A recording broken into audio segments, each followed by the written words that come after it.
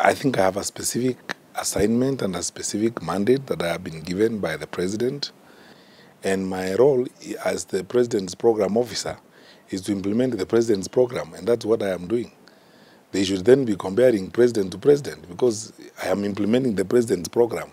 When you came in sometimes last year in December, there was an outcry from the public of examination cheating, a lot of turmoil in the education sector, including teachers' strikes. But now the story is different this time, where the instances of cheating were minimal. How did you do this?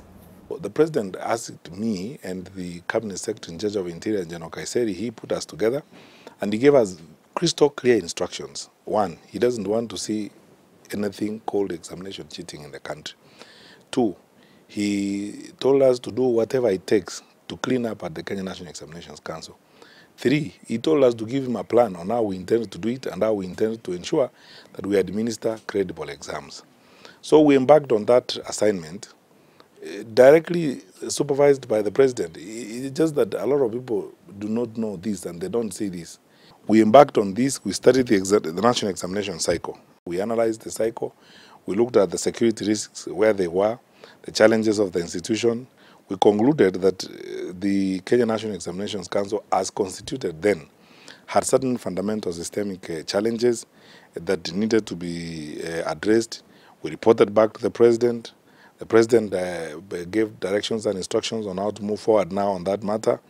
And we proceeded to reconstitute the National Examinations Council and work now into internal systems reform, all the way culminating into the administration of the exams. It's a huge reform agenda, as it were. So what I think the public is able to see is the examinations.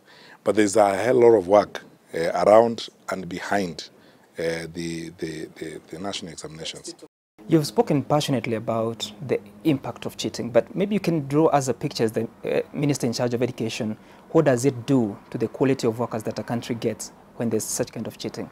First of all, examination cheating is the lowest form of intellectual dishonesty, as I've said before. And the tragedy of it all is that if we encourage examination cheating, if we encourage our young people, our children, to grow up thinking there's another way to life other than honest, hard work, what kind of society are we building? And then secondly, it means that for any other decisions we make about the education, the future, the career development of some of these children, we are not going to make an accurate decision. And we have seen it. There are universities in our country, it's just that sometimes I keep telling people, the number of some of our children who go into our universities with a straight A and they cannot survive 2 semesters in some of the courses is increasing.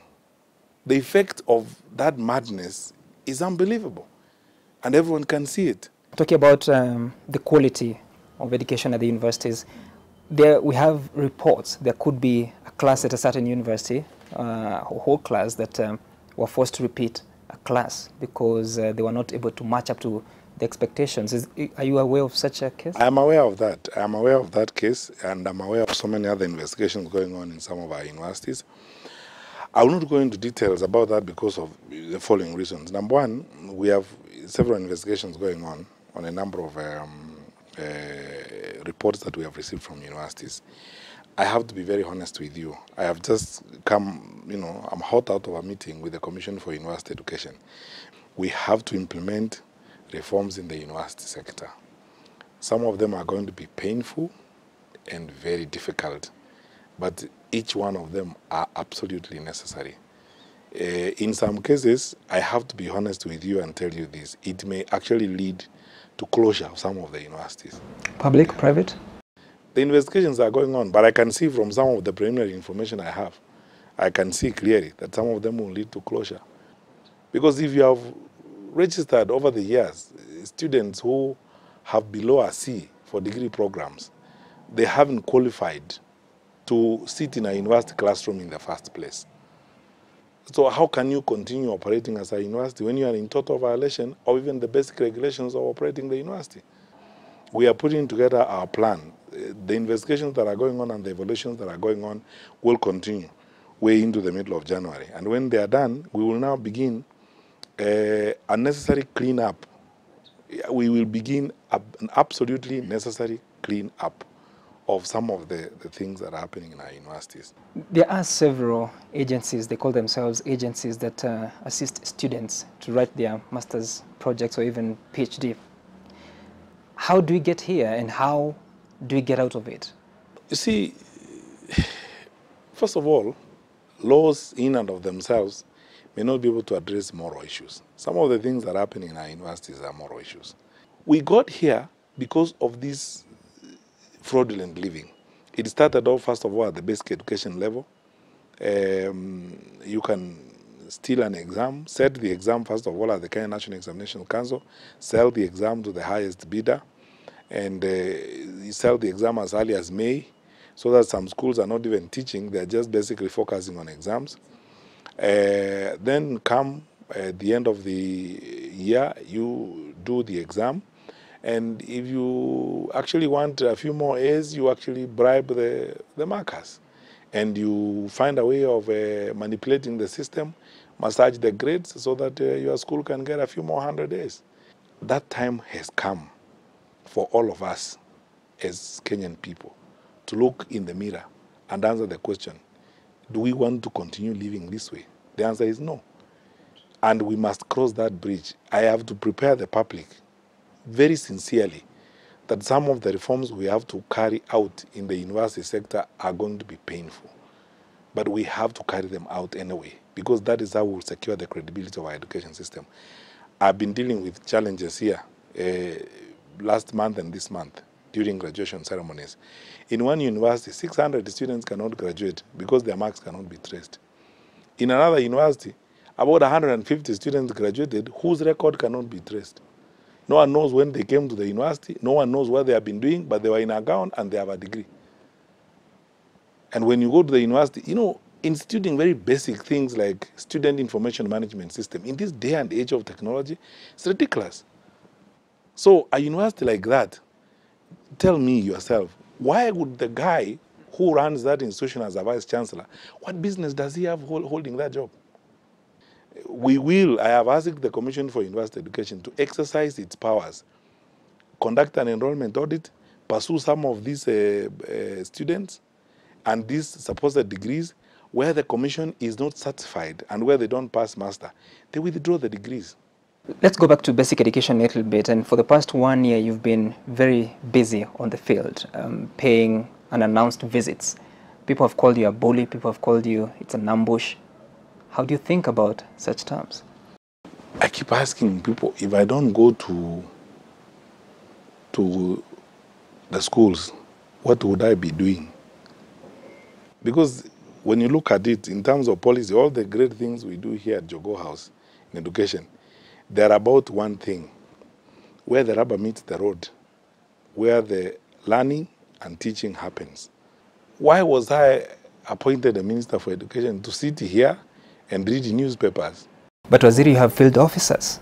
Yeah, but you see, the field officers, I'm the inspector in chief. I am the quality assurance officer in chief. I am the head of the county directors of education. I am the head of the regional coordinators. The school audit people reported to me. I am supposed to work with them. So I am supposed to sit here and receive reports from them in the field. You know, by the way, let me be very honest with you. That management practice is primitive, outdated, and completely unproductive. That colonial attitude of, you know, the natives are out there in the field and I am at the headquarters, I want to get the reports here. It is not productive. It isn't successful. But truth be told, Waziri, you cannot go to all the schools. Obviously. And because I can't go to all the schools, I can't also lie here. And because I can't go to all schools, thank you very much. We can't go to all schools, let us sleep at the headquarters. After all, you can't go to all schools. The issue is, you have to go around the country. You have to go where the learning is happening. I am interested in our children. I've been to schools where because at the beginning, many head teachers did not know that I would end up in the classroom.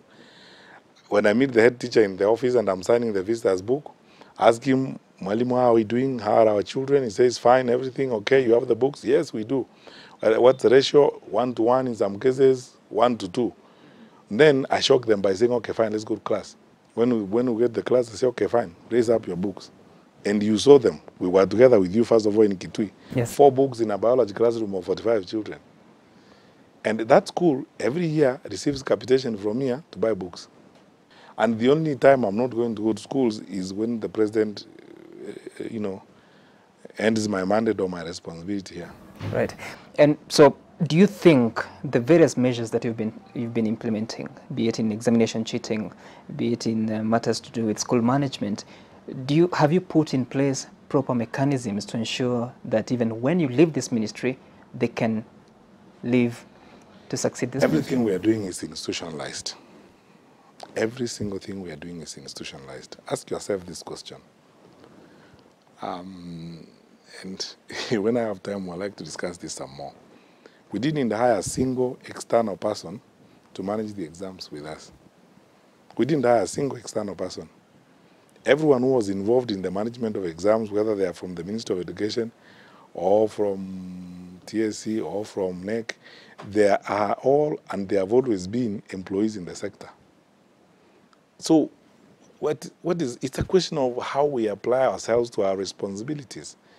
And all these decisions we are taking, by the way, even when we were changing the school term and the calendar and all that, there are reports here. I found reports here done by the Kenya Secondary Schools Heads Association, Kenya National Examinations Council in the past, several task forces, recommending that it's important that we actually set aside an exclusive examination period at the end of the year, so that children and teachers and everyone can focus on the exams and carry on, in a peaceful environment. I listened to so many head teachers and had got stories about what happens in schools and stuff like that. And it was so evident to all of us that some of those so-called prayer rallies in schools in that term are avenues for all manner of monkey businesses by the profiteers and racketeers selling exams and so on. So when and I didn't even act on a whim. I sat down here with all the stakeholders. I called the unions, I called Kesha and the Secondary School Heads Association. Everybody told them, let's sit down and talk. I told them, this is what I think. Your reports are here. Let's go ahead. They said, yeah, actually, we have been thinking this should have been done for a long time. I said, why didn't you do it? He said, well, we have been trying to negotiate. I said, there's no need for negotiation. Let's do it. Look where we are today.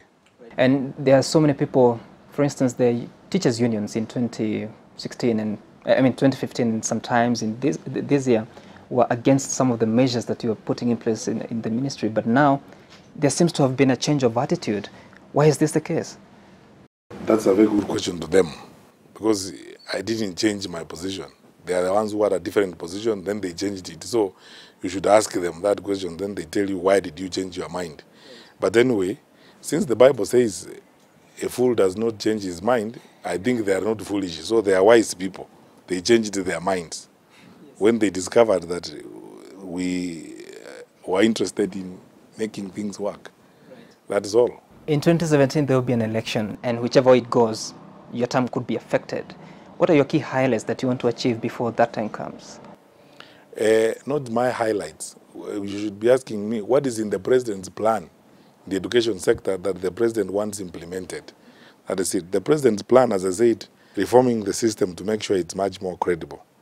Achieving 100% transition from primary to secondary. I am sad that this year we are going to have about 140,000 kids who may have challenges getting from one places. We are trying to see how best we can push a bit the infrastructure that we have so that we can accommodate them, because we have achieved about 86% transition. Actually, it could be around 87 when we push a bit. But the president has told us, and he's quite right, that 13% is too high, at waste, as it were. So we are all working on how we deal with that wastage so that we have 100% transition to secondary, which is a critical issue. There is what has become now my pet subject and focus, dealing with wastage in the education sector. We have so much money in this country that we have put in the education sector. If each of the shillings we put in the education sector went to its desired purpose, we will not be talking about some of the things we are talking about these days. We put money. This year alone, we are going to put 50 billion in the education sector, and we have been putting billions every year.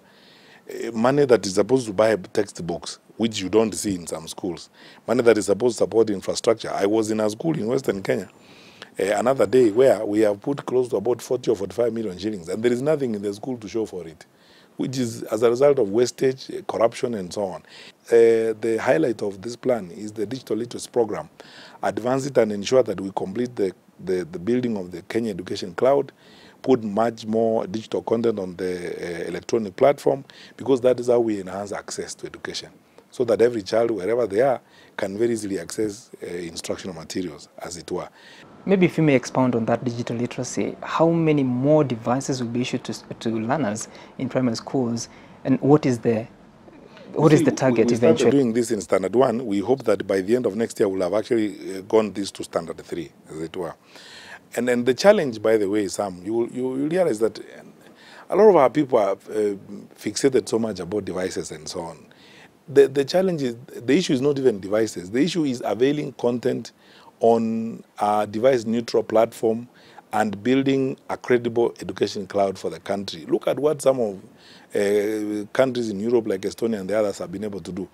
The secret is, with the spread of the broadband footprint in the country right now, we want to get to a point where any child can go home in the evening and on the screen of their TV, they can actually do their homework. It seems a quite engaging life for you. It's been a difficult year in terms of a lot of work to do. Even now you're busy. But if you are not a cabinet secretary, what would you be doing? My previous job, where I was and living my life, I was working. I would be carrying on with my work at the State University of New York, or some other thing that God would enable me to do. You know, I mean, life is not a game. I don't, wake up in the morning saying I want to play this game or that game or something. I mean, I truly believe very strongly in the leadership of the Lord Almighty. And God designs and charts a life for all of us. And I don't know what I would be doing. Only God would answer that question. And I don't worry what I would be doing tomorrow, because the Lord who takes care of the birds in the air is the same one who takes care of me. You're a believer? A very strong one. A strong one. Yeah. So when you're not at work, you're not at schools, what do you do? Allah, now you're going into my personal things. I spend time with my family. That's what I do. I mean, I strongly believe in doing the right thing. And I'm a very deep and strong believer in family and family values. There's so much to do in this life. I never get enough time to do everything I want to do, even at a personal level or at a private level. And I wish I could get as much time, to spend with my family, my big extended family, my church family. Sometimes I feel like I don't get enough time. But you see, something gives. Life is what it is. Something gives. In public life, you do this. Sometimes you have to make sacrifices here and there and adjust, which is okay. I have no problem at all.